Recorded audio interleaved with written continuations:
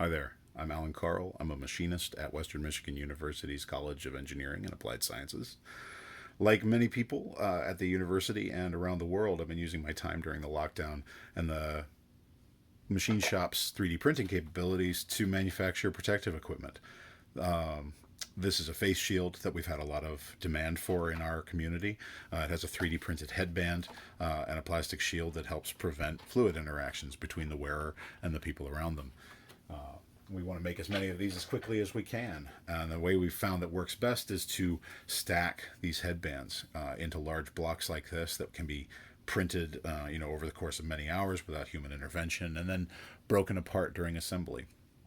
Uh, However, there are some challenges. Even though we instruct the printer to skip a layer of material between each pair of headbands, it sticks pretty well, which is good for printing because it means that we get a nice, stable, high quality part.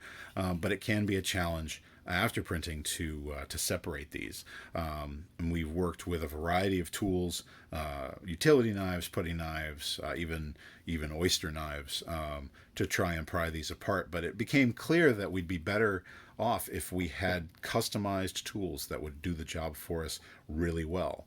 And so I've designed these shearing pliers that make it very, very easy to start separating the parts. We just grab them and squeeze, and the ends of the headbands come apart and they begin to break apart.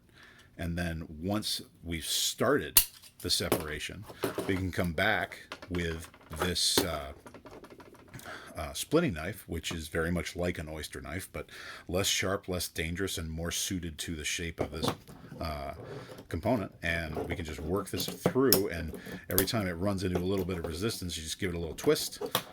Sometimes you have to push it into the corner here, but you give it a little twist, and it goes through, and it's able to pop these components apart with very little effort, and it's working really well for us. The added benefit of this being a 3D printed tool, or these being 3D printed tools, is that now that I've got these working, I'm able to simply send files to the other people who are doing this in the university community over the internet. We don't have to have any contact at all apart from the digital conversation that we've got going on in order to share this knowledge and this equipment. And that works out really well given the constraints of our current situation. And that's how we like to do things. We like to enable good work using all the tools at our disposal. I want to thank you for your time and hope to see you around Western. Thanks.